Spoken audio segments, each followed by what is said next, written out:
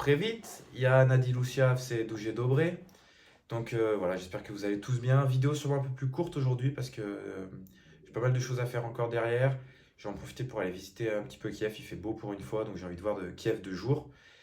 Et parce que aussi c'est assez fatigant d'être ici, donc je vais prendre un petit peu de temps pour moi. Résumé de la deuxième journée, donc une deuxième journée classique de séminaire, si ce n'est qu'il y aura une troisième journée, ce qu'on n'a pas d'habitude en France. Donc on a pu profiter de cette deuxième journée pour approfondir complètement le côté tactile des choses. Donc on a travaillé sur le sens tactile aujourd'hui, et notamment avec tous les réflexes qui sont concernés par le sens tactile. C'est vrai que c'est quelque chose qu'on fait souvent nous en séminaire, qui n'est pas forcément vu ailleurs, c'est qu'on ne prend pas les réflexes un par un, on prend plutôt la sensorialité. C'est-à-dire que, bah oui, quand on va travailler les réflexes vestibulaires, on va travailler le Moro, on va travailler le RTAC, on va travailler le RTL, des choses comme ça. Et en fait, on va travailler des canaux et des moyens d'évaluer un sens. Bah, par exemple, je vous fais un exemple très simple, le réflexe de Moro, c'est quand la tête part en arrière. Bah, voilà, on a quelque chose avec le vestibulaire ici, qui est lié aussi au réflexe tonique labyrinthique en extension. Et entre guillemets, le schéma antagoniste serait le réflexe tonique labyrinthique en flexion, mais aussi quand vous avez le RTAC, c'est sur les côtés. Et en fait, tous les mouvements de la vie quotidienne vont stimuler la tête en avant, la tête en arrière, puisque la tête est sans cesse en train de se redresser, de s'équilibrer par rapport à comment vous bougez. Donc ça, c'était pour le hier. Et aujourd'hui, c'était le sens tactile. Donc le sens tactile, qu'est-ce qu'il englobe? Bah, en fait, il englobe tous les contacts que l'environnement peut avoir avec notre propre corps. C'est lié à la proprioception parce que le sens kinesthésique fait partie de la proprioception. Donc, voilà, hier c'était vestibulaire et proprioception. Aujourd'hui, tactile et proprioception. Pour ceux qui travaillent avec notre méthode, vous savez qu'on travaille avec la pyramide de Williams et Schellenberger et que vous avez le vestibulaire ici, le tactile ici et le proprioceptif et que ça forme la base de la pyramide juste au-dessus des réflexes primitifs qui sont juste au-dessus du système nerveux. Donc voilà, on avait vraiment ce lien-là qui était que le premier jour c'était vestibulaire et proprioceptif avec le réflexe de Moro, la radiation du nombril et les réflexes liés labyrinthiques, les choses comme ça. Et aujourd'hui, c'était le tactile lié à la proprioception. Donc, on a travaillé ça, ça nous a permis de voir les réflexes des pieds, les réflexes des mains, les réflexes du visage et les réflexes du dos. Donc, pas mal de réflexes aujourd'hui. La bonne chose, c'est que le groupe commence à comprendre les principes, vu que c'est quand même des docteurs et des gens assez calés dans tout ça, on peut aller très vite, ils comprennent vite. Il y a déjà un docteur qui m'a dit qu'il avait essayé avec sa femme, qui avait des douleurs chroniques depuis longtemps, où ils n'avaient pas de solution et qu'ils ont eu des résultats qui étaient assez bluffants. Donc, ils ont déjà envie de recréer d'autres séminaires, on est en train de voir avec des organisations, etc. Donc ça va être des choses qui sont cool. On a un vidéaste aussi cette fois-ci, c'est vrai que c'est un petit plus du séminaire, pour filmer de belles vidéos que j'aimerais qu'on puisse vous les proposer dans 2-4 semaines, ça va dépendre quand il le fait. Mais ça va surtout nous permettre de communiquer aussi en Ukraine, parce qu'évidemment ici les médecins, quand ils voient quelque chose de nouveau arriver, ils disent bon, on a suffisamment à faire. Donc là voilà, d'autres médecins vont pouvoir communiquer sur mon contenu, sur ma méthode, et ça va être vraiment chouette. Donc voilà, en plus ça sera dans leur langue, donc c'est canon. Donc voilà, le séminaire s'est passé comme ça, on a vu un petit peu ça, on a vu les méthodes de sécurisation qui sont très importantes ici. On le sait par rapport à la guerre, au stress, il y a beaucoup de choses où le corps est déjà en surcharge. Je pourrais en parler dans chaque vidéo parce que ça fait du sens. Parfois, un réflexe s'exprime tout simplement parce que pour le corps, c'est un danger dans ce contexte. Et ça, c'est quelque chose qui est assez souvent oublié dans l'étude des réflexes et même dans l'étude du corps humain, dans l'étude du mouvement. C'est dans quel contexte est la personne. C'est pour ça que moi, j'aime bien parler d'écologie de vie. C'est pour ça que mon livre est sorti dessus. C'est de se dire, OK, il y a notre état interne, c'est ce que j'appelle mon contexte. Il y a mon contexte et puis il y a mon environnement. Comment je fais lier le contexte et l'environnement? Et ça, c'est des notions qui sont vraiment importantes parce que on peut bosser sur l'environnement. Ça, c'est les coachs en développement, les coachs de vie perso, ils vont dire, ouais, ok, il faut que tu changes ça, il faut que tu changes ça, il faut que tu changes ça. Donc oui, peut-être vous allez aller mieux parce que vous avez 100 grammes de ressources, 100 points de ressources, et vous devez faire face avant à 110 points de contraintes. Forcément, vous perdez. Il y a plus de contraintes que de ressources. On change votre environnement, on change les contraintes, et vous passez à 99 points de contraintes.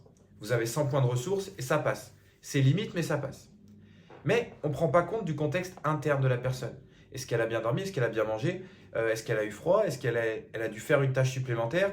Est-ce que là, elle n'en peut plus de compenser?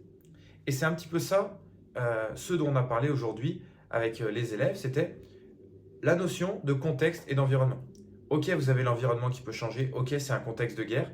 Par contre, comment vous êtes avec votre propre contexte, comment vous recevez les stimulations. Et donc, on a testé les élèves et effectivement, beaucoup, notamment un élève qui avait des grosses douleurs chroniques au dos depuis longtemps aussi. Il s'est fait faire 3 ponctions, je crois, sans résultat. Et ben, on a observé qu'il avait des réflexes du dos horribles et qu'à chaque fois qu'on venait lui stimuler le dos, ça lui générait la douleur. Évidemment, on est venu travailler autour de la sensorialité tactile, notamment d'un côté du corps, c'est le balancement hémisphérique, j'en parlerai un petit peu plus demain parce que ça va être au sujet demain du séminaire. On a travaillé ça, ça a sécurisé le dos et il avait moins cette information de douleur. Ça ne veut pas dire qu'au niveau du corps, tout est ok.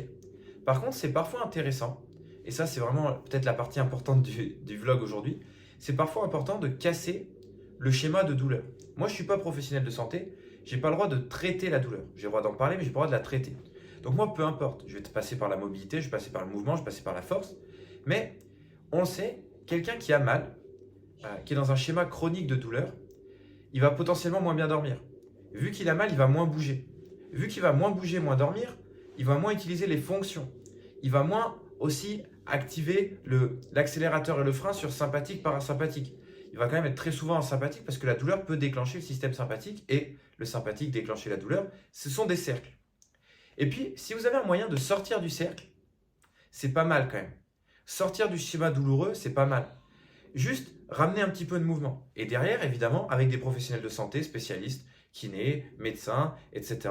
Même prescrire des médicaments, peu importe, vous ferez ce que vous voulez derrière. Mais si on peut sécuriser le système, sortir du cercle de douleur, c'est pas mal. On le voit ici en Ukraine, c'est vraiment quelque chose qu'ils viennent chercher. Et les docteurs, c'est vraiment quelque chose qu'ils vont réutiliser après. Comment? Par une sécurisation rythmée, donc le cha-cha-cha qu'on voit en séminaire. Comment? Par une stimulation du bon hémisphère.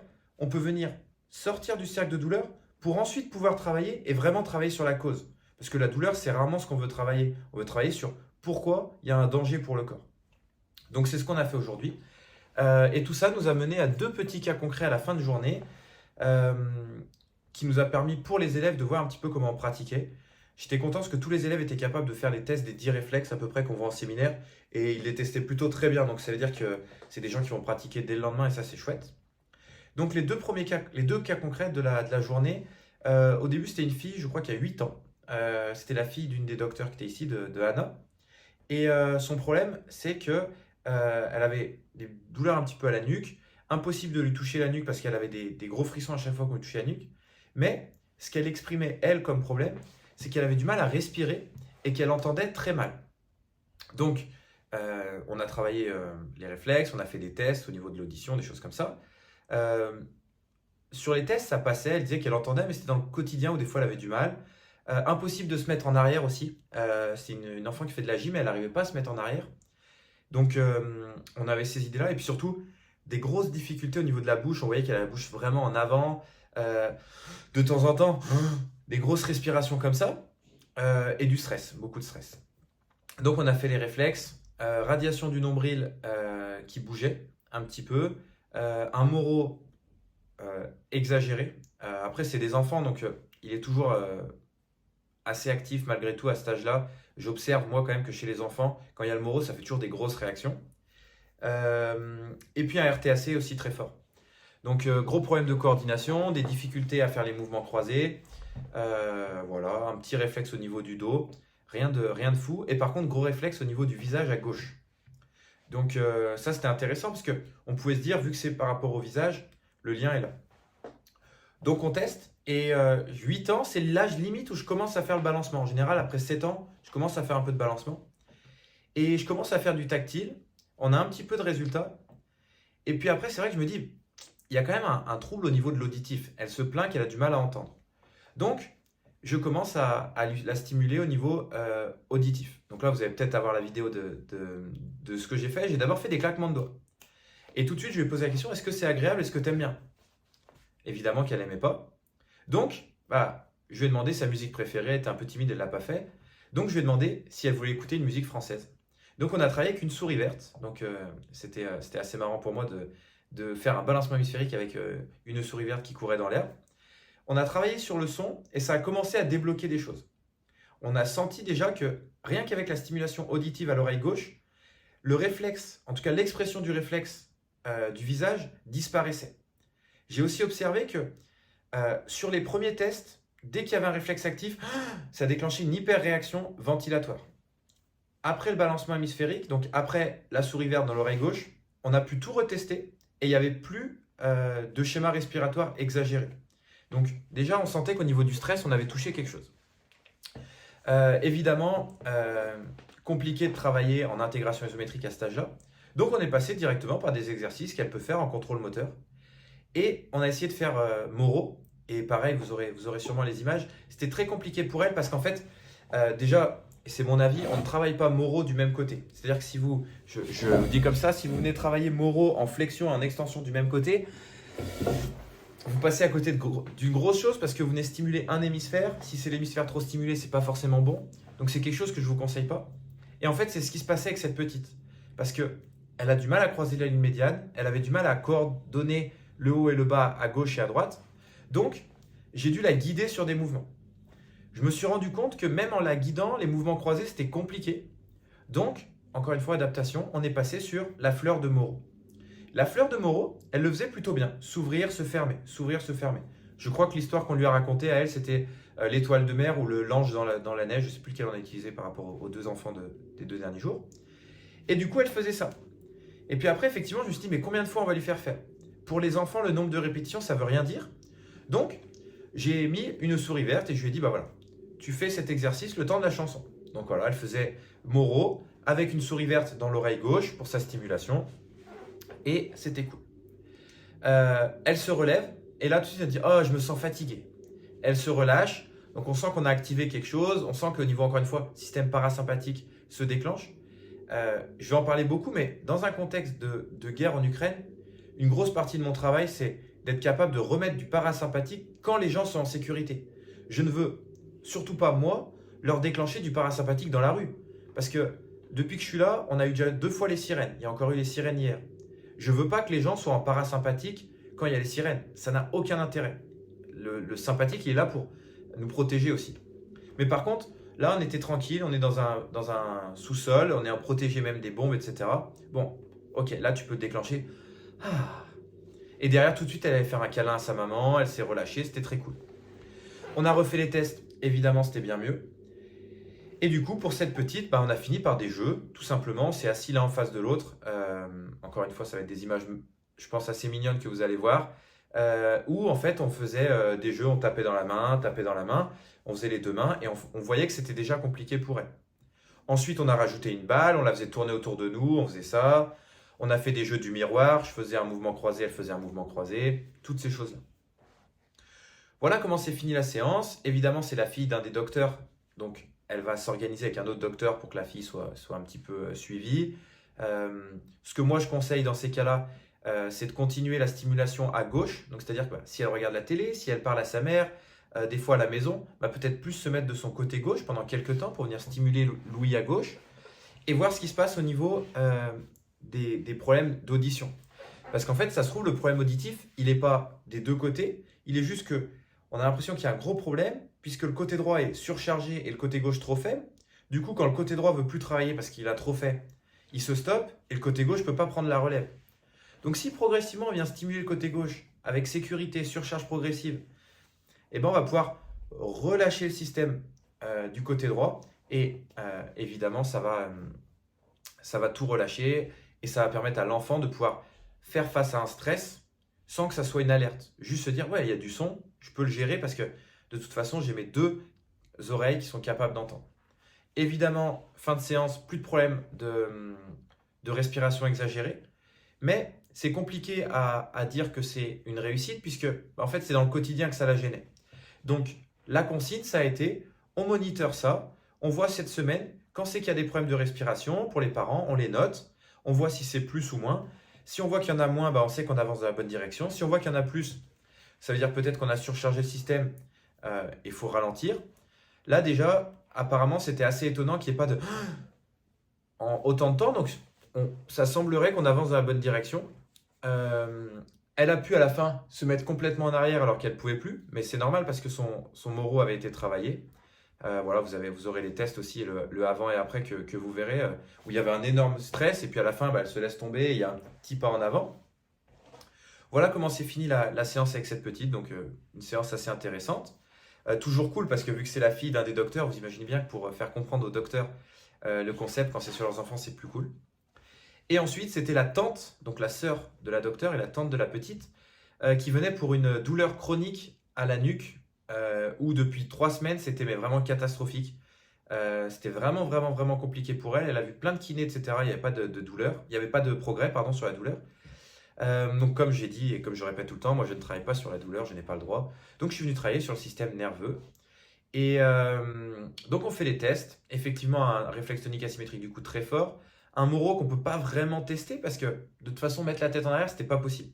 Il y avait trop de douleur. Une rotation de tête qui est, je crois, côté gauche ici et côté droit, vraiment elle ne peut pas bouger. Vous l'avez encore une fois quand je fais à droite pour moi, c'est à gauche sur la vidéo parce que c'est en miroir. Mais du coup, voilà, une grosse limitation de tête. On fait le test, on standardise, c'est un peu la cata. On fait tous les tests, on se rend compte que nombril et RTAC sont les plus forts. Donc, on fait le balancement hémisphérique. Nombril passe complètement OK. Donc, par le balancement hémisphérique, on arrive à reconnecter le nombril aux différentes parties du corps. Et le RTAC, un peu mieux, mais de toute façon, il y a toujours tellement de tension dans la nuque que c'est dur à tester. Elle gagne un petit peu en mobilité, mais c'est pas choquant. Donc, on vient travailler le RTAC. Donc, c'est Anna, la docteure, qui a travaillé. J'ai voulu voir aussi si elle était capable de travailler seule. Donc, ça, c'est toujours un moment cool pour moi dans les séminaires. C'est plus moi qui travaille, c'est les élèves. Plus les clinical cases vont arriver, plus on va le faire. C'est-à-dire que c'est eux qui vont faire les cas cliniques et ça va être cool. Donc, Anna a réintégré le réflexe tonique asymétrique du coup. On a gagné un petit peu. Je crois que quand elle me regardait sur le test, elle voyait pas ma main là au début, côté droit, et à la fin, elle voyait jusque là. Donc, quand même une belle avancée. Elle disait qu'elle avait toujours la douleur quand elle bougeait, mais beaucoup moins, et elle bougeait plus. Et donc là, on a commencé à regarder un petit peu les autres perturbations du système. Ce qu'il faut savoir, info intéressante, ils sont très fans de chirurgie en Ukraine. Dans les pays de l'Est, c'est très important. La personne qui m'a accueilli en Pologne pour me faire passer la frontière, etc., c'est une personne qui fait régulièrement de la chirurgie, qui me disait que les hommes en faisaient aussi, que c'était important. Et limite, elle prônait ça. Et là, je vois que la personne arrive avec les lèvres un petit peu gonflées. Donc, je pose la question de la chirurgie. Est-ce qu'il y a eu des chirurgies? Et effectivement, des chirurgies à foison, botox, des implants à l'intérieur, etc. Donc, je me dis, on va aller checker ça. Évidemment, sur ces genres de chirurgie, il n'y a pas la cicatrice extérieure comme on peut travailler d'habitude. Donc là, je suis venu travailler avec la phycocyanine. Donc, c'est un extrait de spiruline qui va venir avoir le même effet que l'huile essentielle qu'on utilise sur les cicatrices, c'est-à-dire neutraliser l'info pour sécuriser le système. Ça ne vient pas travailler sur tout ce qui se passe à l'intérieur, ça vient vraiment neutraliser l'info, voilà. Sachant qu'elle avait aussi un appareil dentaire assez lourd, etc. Donc on fait la phycocyanine et effectivement, je pense que vous allez avoir les tests étape après étape pour voir. Au début, il y a quand même de beaux résultats. Mais je sens qu'il y a quand même encore un truc qui bloque. Et donc, comme tout le temps, quand il y a un blocage hors système et que, entre guillemets, l'accompagnement ne fonctionne pas parfaitement, je vais chercher ce qui a bloqué. Il y avait quelque chose qui limitait le corps pour bouger. Il y avait un danger qui faisait que si le corps bougeait, ça n'allait pas être OK. Et donc là, je commence à regarder un petit peu l'organisation de la personne. Elle avait donc beaucoup d'appareils ici. Elle avait un collier et elle avait sur sa main droite une bague. Et je me dis, c'est marrant parce que c'est vraiment du côté droit que ça bloque. C'est du côté droit qu'il y a les tensions. Je ne peux pas les tester au niveau articulaire, mais elle a vu des ostéos et des kinés, donc je pense que c'est plutôt libéré de ce côté-là. Il doit y avoir un autre blocage. Et donc je regarde le circuit le plus court. Et effectivement, le circuit le plus court, c'était que la bague envoyait une information au niveau des dents et ensuite au niveau du collier. Comme vous le savez, si vous avez fait un peu de chimie, les chemins électriques et tout ce qui se passe au niveau fréquence, ça prend toujours le chemin le plus court. Donc forcément, si vous créez un circuit entre la bague, le collier, les bouches et qui se rejoint d'un côté, il y a un côté qui est stimulé par une fréquence et un qui ne l'est pas. Forcément, ça crée un déséquilibre. Est-ce que c'est bien ou pas bien? On le teste. Et donc là, encore une fois, vous allez voir les tests et c'est assez fou. Et surtout, vous allez voir la réaction de la personne. Moi, c'est toujours ça qui m'intéresse. Je lui fais d'abord enlever le collier. Je lui fais enlever le collier. Okay. Et là, tout de suite, elle fait la tête et elle gagne en mobilité incroyable. Toujours une petite douleur. mais c'est mieux. Et là, je lui demande d'enlever la bague, qui était une bague de son mari, etc. Et là, elle l'enlève et plus de douleur. Et là, vous allez voir son visage, ça saute complètement. Dans sa tête, il y a un truc qui fait ça. Donc, on finit le bilan. Conclusion, elle peut beaucoup mieux bouger la tête. Je crois qu'elle me voyait même ici, donc ce qui était vraiment mieux.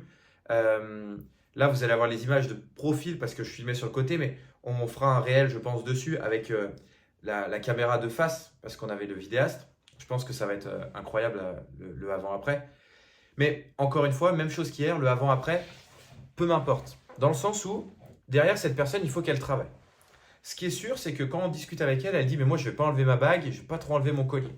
C'est des choses liées à son mariage, entre guillemets, à sa relation amoureuse. Il peut avoir plus de conséquences négatives de ne pas la mettre que de la mettre. Donc le conseil qui lui a été donné, c'est les moments où tu sens vraiment une douleur, où tu sens vraiment trop de tension, de contrainte, et quand tu dors, est-ce que tu peux l'enlever? Ah oui, ça je peux. Ok, on commence déjà par ça. Et peut-être que déjà le corps va avoir un moment off à ces moments-là et ça va être cool. Ensuite, évidemment, il faut redonner des capacités au système. C'est-à-dire que oui, on a trouvé que les colliers, les bijoux, ce qui se passe dans les dents, plus le réflexe tonique asymétrique du cou, venaient créer des contraintes. Ça, c'est ce face à quoi le corps devait faire face. Ok, on peut travailler sur ça, on peut les réduire, on peut les enlever, mais il faut aussi augmenter les capacités. On va travailler sur les deux versants. Et donc là, augmenter les capacités, c'était faire des exercices croisés comme ça, sans bouger la tête. Sachant qu'elle avait quelque chose d'intéressant, c'est que quand elle faisait de ce côté-là, elle regardait avec les yeux, et là, elle ne regardait pas. Donc elle faisait comme ça. Donc effectivement, il y aura aussi un travail oculaire à faire. Ils n'ont pas vraiment d'orthoptiste en Ukraine, c'est quelque chose d'assez intéressant. Donc voilà, il va falloir trouver une solution pour aller travailler les yeux, peut-être voir des spécialistes des yeux. Il y aura sûrement quelque chose à creuser, sachant que j'observe que le RTAC a une énorme corrélation avec la convergence oculaire et les saccades. Forcément, quand vous devez croiser la ligne médiane, ça déclenche potentiellement des mouvements de la tête qui, eux, vont déclencher le RTAC. Plus, c'est dans des zones du cerveau qui se ressemblent. Donc, forcément, il va y avoir un impact. Les exercices qui lui ont été donnés, évidemment, des mouvements de tête contrôlés, réguliers. Pourquoi? Déjà pour aller retravailler dans la nouvelle amplitude qu'on a gagnée et aussi pour déclencher le RTAC mais en confort. C'est-à-dire que quand elle va tourner la tête, il ne faut pas que le corps il bouge aussi. Donc elle va peut-être par exemple se mettre là et regarder et être sûr que ses épaules ne bougent pas.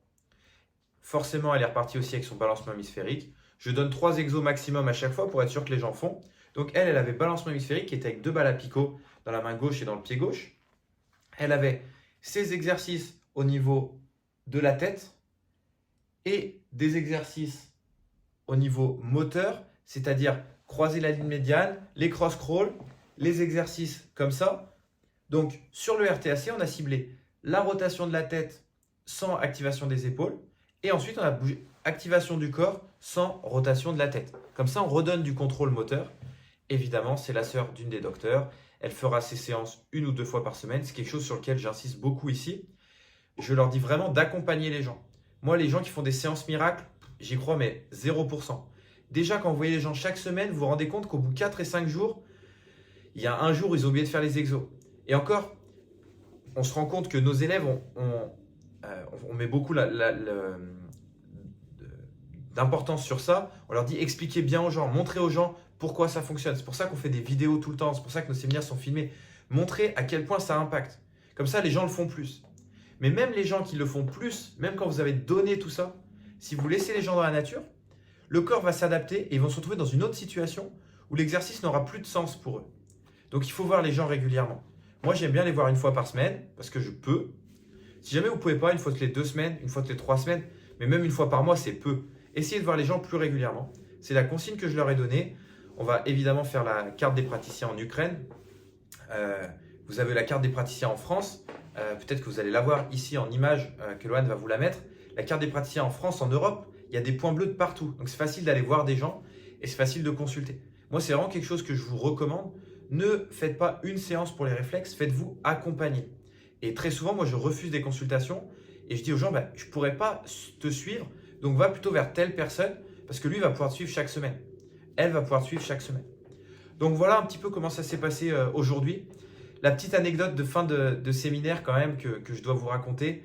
Vous allez voir la photo, parce que ça c'est complètement fou et j'ai envoyé à Loane parce que je lui ai dit mais c'est pas possible. On a parlé des réflexes des pieds. Et tu as quelqu'un qui m'a dit bah ouais mais nous aussi on travaille sur les réflexes des pieds, regarde, en fait on met les gens pendant 30 secondes dessus et en fait on voit comment ils réagissent. Et je dis mais attends c'est quoi? Et là il me montre une planche avec littéralement des choses plus pointues que des clous. Mais c'est un délire absolu de 3 cm comme ça, une planche de fakir. Et ils mettent les gens dessus. Et il me dit ouais mais une fois qu'ils ont passé 30 secondes dessus, ils n'ont plus le réflexe des pieds. Alors, je l'ai arrêté tout de suite, je lui ai dit si, le réflexe des pieds il est là, juste tu viens de leur faire affronter un tigre, donc après ils voient un chien, ils sentent que le chien n'est pas dangereux. Mais par contre le chien il peut toujours mordre. Et c'est exactement pareil, c'est que le réflexe il est toujours là, juste tu viens de l'inhiber totalement. Nous on ne travaille pas sur l'inhibition des réflexes, je sais qu'il y en a qui le font, nous on ne le fait pas. Ça peut avoir son sens des fois mais moi je ne le conseille pas. L'inhibition des réflexes n'est pas la même chose que la maturation de la capacité du cerveau à accepter la stimulation. Donc, vous allez voir ça, j'ai évidemment tenté, donc j'ai fait, je pense, 1 minute dessus, j'avais les chaussettes, et ça m'a mais défoncé. Donc, voilà, c'était la petite anecdote marrante, et ça rejoint un petit peu ce que un des médecins m'avait dit, on est content de travailler avec toi, parce que ici, quand on travaille les réflexes, c'est des méthodes un peu brutales, et en fait, la façon dont tu l'amènes, ça peut vraiment être fait avec tout le monde, des enfants, etc. Et effectivement, je me rends compte que s'il travaille les réflexes avec des clous pointés, des clous pointus dans le pied, ça peut être un peu compliqué. Donc voilà pour la journée. Je vais réussir à faire une vidéo de moins de 30 minutes, c'est cool. Et demain, du coup, journée sur le balancement hémisphérique. Donc toujours la journée que je préfère moi dans les séminaires. Travaille un petit peu sur les cicatrices et sur les fascias. Et puis voilà, on va finir comme ça. On a, je crois, demain 2 cas concrets aussi. Donc je crois que c'est 2 hommes, un joueur de golf professionnel et un militaire. Puis ensuite, lundi, ça sera une journée de repos. Et ensuite, on finira par un niveau 2, réservé du coup au docteur ici, que j'ai pas encore fait en France, sur le lien avec la prise d'informations visuelle, le travail au niveau moteur, le lien entre le balancement hémisphérique et le mouvement, comment stimuler les hémisphères par des mouvements précis. Voilà. Puis des cas concrets avec notamment la petite fille handicapée on avait mis un réel dessus que vous pouvez retrouver qui s'appelait réflexe archaïque et handicap. Et on avait aussi fait radiation du nombril et handicap, si je ne dis pas de bêtises. Allez les voir parce que c'était des réels assez intéressants. Et je vais revoir la petite.